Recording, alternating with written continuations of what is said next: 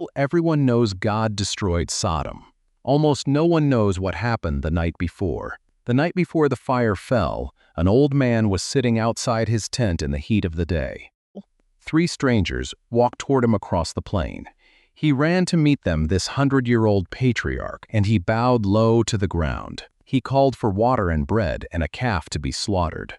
He served them himself, standing under the tree while they ate. And then one of those strangers said something that should change how you read every word that comes after. Shall I hide from Abraham what I am about to do? Well, that question is the premise of everything you are about to hear, because God did not hide it. He told Abraham, a man with no army, no authority, no legal claim over what was about to happen, that the cities of the plain were going to be destroyed. Well, and Abraham started negotiating. 50 righteous people, and the cities would be spared.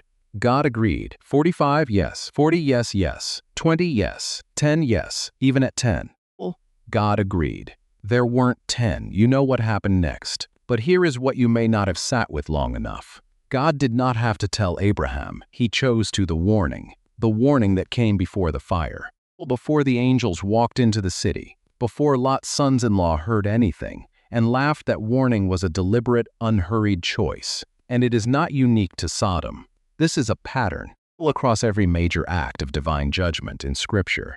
Across centuries and completely different cultures, the pattern holds. God never destroys a nation without warning it first. Not once. And the warnings are remarkably consistent. They come through people nobody wants to listen to. They describe specific, concrete consequences. They offer a window, sometimes 40 days.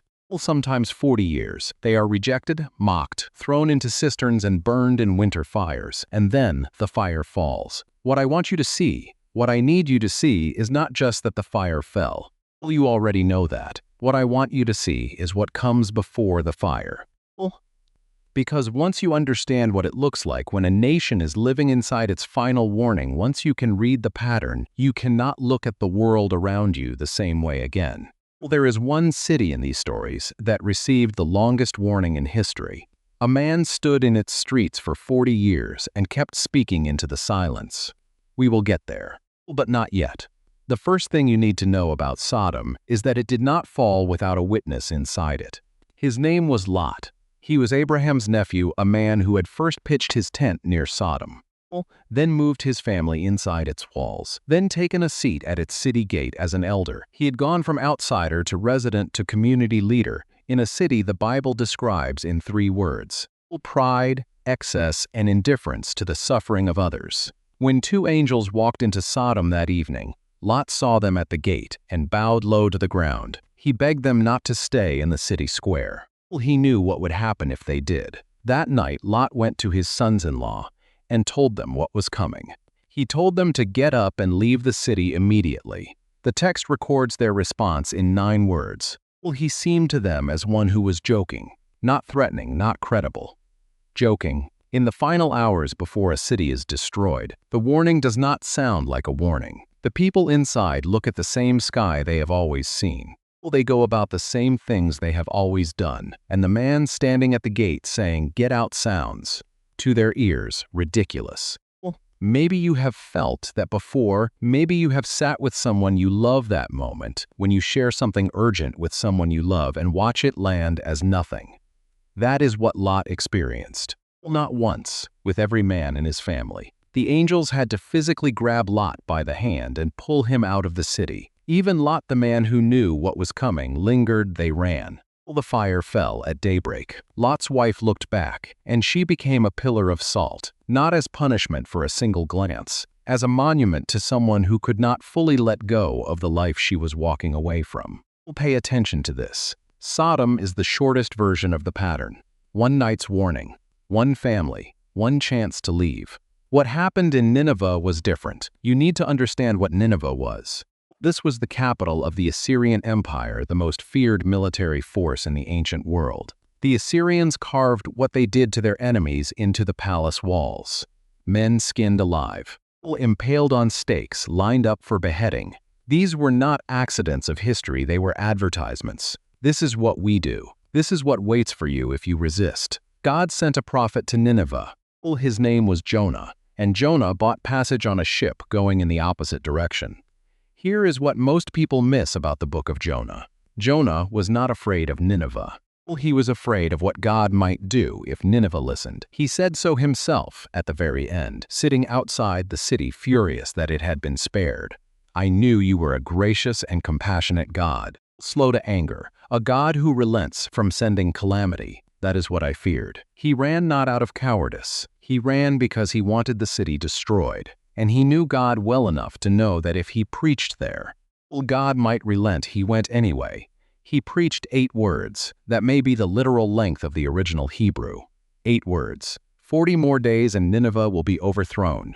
The king of Nineveh, whose empire stretched across what is now Iraq, Syria, and parts of Turkey, took off his crown and sat in ashes. He issued a decree to the entire city. No person, no animal was to eat or drink. Everyone was to fast and cry out to God. He did not presume to know the outcome. He said, "Who knows? God may yet relent." 120,000 people turned. The Hebrew word is nacham, to relent, to grieve so deeply that your direction changes. It is the same word used before the flood, when God looked at what humanity had become and was grieved to his heart. When God saw what Nineveh did, he nacham, he changed course. Jonah sat under a vine outside the city wall, furious enough to want to die. He had delivered the word. The city had turned, and God, exactly as Jonah had feared, was compassionate. But here is the part nobody tells you. Nineveh did not stay turned. 150 years after Jonah walked through those streets, another prophet walked in. His name was Nahum. And the message Nahum carried was entirely different. No 40 days, no window. No who knows. The time for turning was finished. The sins were unchanged. The cruelty, the bloodshed, the exploitation of weaker nations, all of it continued right through the height of Nineveh's power. But this time, no king put on sackcloth, no decree went out. The city that had once turned an entire empire toward God simply continued. In 612 BC, a coalition of Babylonians and Medes took Nineveh in a matter of weeks. The destruction was so complete that for centuries, scholars declared Nineveh a myth, something the Bible invented to make a point. In 1847, a British archaeologist named Austen Henry Layard dug into a mound in what is now northern Iraq. He found Nineveh. He found the palace. He found the stone carvings of impaled men, exactly as the ancient texts described. 120,000 people, so completely gone that the educated world had concluded they never existed.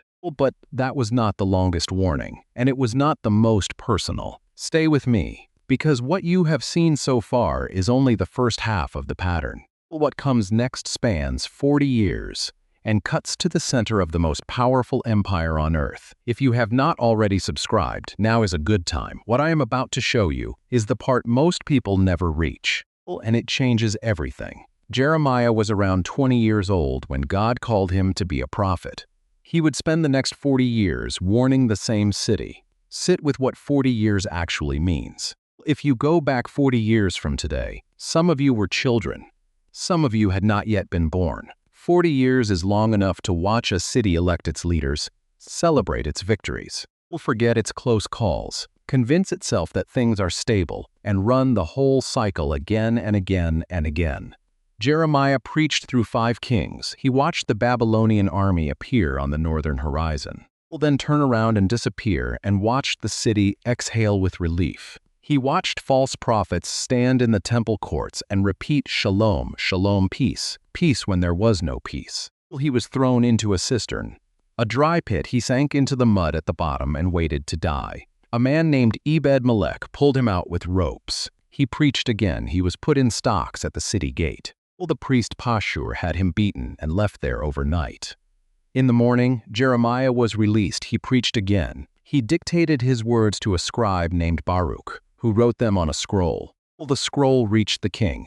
King Jehoiakim had it brought to him while he sat by a fire in his winter apartments. A servant read 3 or 4 columns aloud. Jehoiakim took a penknife, cut that section off the scroll, and dropped it into the flames, then waited. Next section, cut, fire. Column by column, the record of 40 years of warning burned while the king sat beside it, warming his hands. Here is the part you need to sit with. Here is what you cannot skim past. This was not impulsive. This was deliberate. He waited for each column to be read. He cut it. He burned it. He was not angry. He was dismissive. And that the calm dismissal, the penknife, the patient burning is more frightening than anger. 2 Chronicles 36 does not bury what came next. It says, "They mocked the messengers of God, despised his words and scoffed at his prophets, until the wrath of the Lord rose against his people, till there was no remedy." No remedy. We'll read that again. Not that God ran out of patience, but that the capacity to receive warning had been used up, chosen to be used up. Burned column by column until there was simply nothing left to receive. Jerusalem fell in 586 BC, the temple burned. The people walked to Babylon in chains. But Babylon had its own warning coming, and this one was not sent to a city. It was sent directly to a man. Nebuchadnezzar was the most powerful ruler on earth. He had conquered Jerusalem, Tyre, and Egypt. He had built a city whose walls, according to the historian Herodotus, were wide enough for 4 chariots to race side by side across the top. When Nebuchadnezzar walked the streets of his capital, everything around him confirmed the same story. He was in charge of history. Then he had a dream that terrified him. In the dream, a tree of enormous height reached up to heaven, visible to the farthest edges of the earth. Every creature sheltered under it. Every nation fed from it, and then a voice from heaven commanded, "Cut it down, leave the stump, let him live like an animal for 7 periods of time." Daniel was brought in to interpret it. He paused before speaking. You can feel it in the text, a man standing before the most powerful king in the world, holding news no one wants to deliver. "My lord," Daniel said at last. If only the dream applied to your enemies, and its meaning to your adversaries. The tree was the king. The stump was the warning. Daniel told him exactly what to do. Renounce your sins by doing what is right. Renounce your wickedness by being kind to the oppressed. Perhaps then your prosperity will continue. Perhaps. Daniel did not promise. He offered a window. God gave the most powerful man in the world 12 months to change. 12 months. 1 year later, Nebuchadnezzar was walking on the roof of his palace. In the cool of the evening, he looked out at Babylon, below him the walls, the canals, the towers, the gates of polished bronze, and said, "Is this not the great Babylon I have built by my mighty power, for the glory of my majesty?" The words were still in his mouth when a voice came from heaven. That night, Nebuchadnezzar was driven from his palace. He lived in the open fields, ate grass like cattle, and was drenched by the dew of heaven until his hair grew like the feathers of an eagle and his nails like the claws of a bird. 7 years. At the end of 7 years, one simple thing happened. He lifted his eyes toward heaven, and his understanding returned. He wrote a proclamation to every nation, every people, every language on earth, praising the God of heaven and calling his sovereignty eternal. The man who had spoken 12 words of pride on a palace roof spent the rest of his life with a very different story to tell. If this is landing for you, stay with me. What comes next is the reason I made this video. Here is the pattern. Sodom received 1 night, Nineveh received 40 days, then 150 years later. Nothing. Jerusalem received 40 years. Nebuchadnezzar received 12 months. In every single case, the warning was real, the window was open, and what happened next depended entirely on what the recipient chose to do while the window existed. And every nation that fell had reached the same place just before it fell. Not military weakness, not economic failure, not a more powerful enemy. Something quieter, something you had to watch closely to see. They reached a place where the warning stopped producing the response it was designed to produce. Where the scroll got cut and thrown in the fire. Where the prophet seemed to Lot's sons-in-law like a man who was joking. Where 12 months passed, and the most powerful man in the world walked onto his roof and still saw only his own reflection in everything around him. Here is what those nations all had in common. The one thing, it was this. The word shub stopped landing. Shub is the Hebrew word at the center of every prophetic warning in the Old Testament. It means to turn, to return, not to perform a ritual, not to build a larger monument, not to give a speech. Turn, change the direction you are walking in. The word chaza, the Hebrew word for prophetic vision, means to see what no one else can yet see, to perceive what is coming before it arrives. The prophets had chaza, they saw the fire coming before anyone else, and they kept calling for Shub, turn, while you still can. The moment Shub stopped producing shame, the moment it produced only indifference, laughter, or a penknife by a winter fire, the clock ran out. There is a concept historians use when they study collapsing civilizations. They call it moral anesthesia. It describes what happens when a culture is exposed to a warning long enough without responding to it. The warning loses its capacity to produce alarm, like a smoke alarm in a kitchen that goes off every morning when someone burns toast. At first, you stop what you are doing, you check. After a while, you do not look up, you keep cooking. The alarm stops being information. It becomes noise. Augustine of Hippo watched this happen in real time. He watched Rome, the city that had stood for 800 years. The city the entire known world believed was permanent fall to Alaric's Visigoths in August of 410 AD.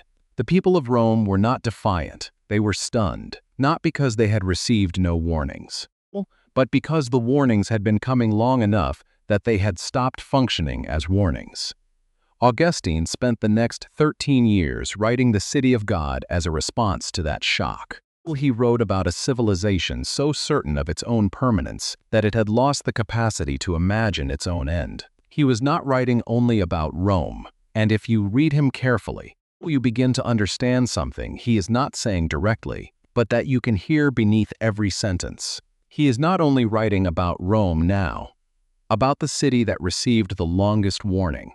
40 years before the temple in Jerusalem fell in 70 AD, a young rabbi stood in its courts and wept. He looked at those enormous stones, some of the foundation stones so large that you would need a dozen men to move a single one, and he said, "Not one stone here will be left on another. Every one will be thrown down," he said.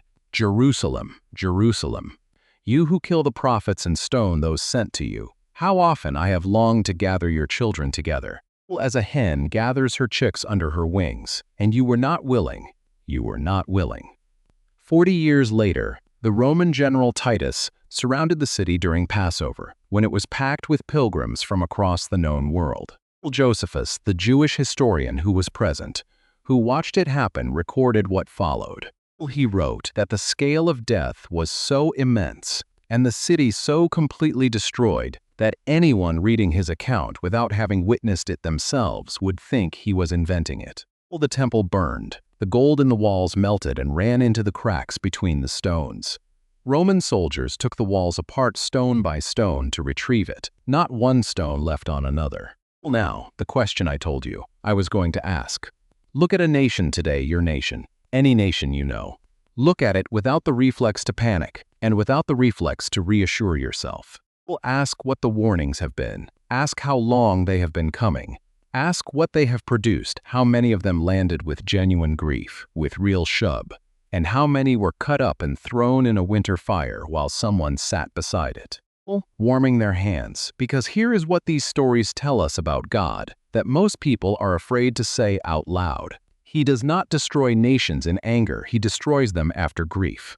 After patience that by human standards looks almost like tolerance, after sending voice after voice after voice that gets mocked, jailed, beaten, burned, the anger is always the last thing. The grief comes first, and the grief is not in the past.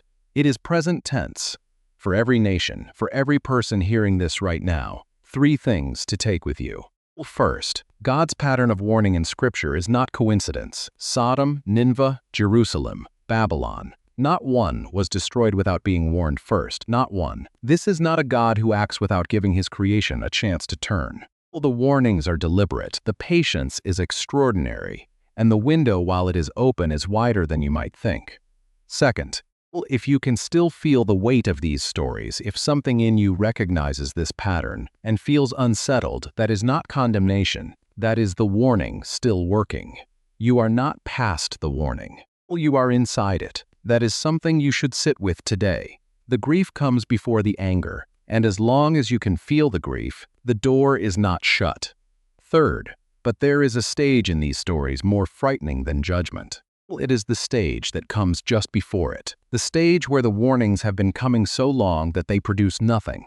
No grief, no shub, no turning. Just people cutting the scroll and throwing pieces in the fire. One column at a time, just sons-in-law laughing at the man who told them to leave. Just a king at golden hour on a palace rooftop, looking out at everything his own hands built, and feeling nothing but pride. That numbness, that silence where alarm used to live, is the most dangerous sound in the world. The warnings have not stopped. They have never stopped. The only question, the one that will matter more than any other when your life is finished, is whether you still have ears to hear them. Which nation in this video hit you the hardest? And why?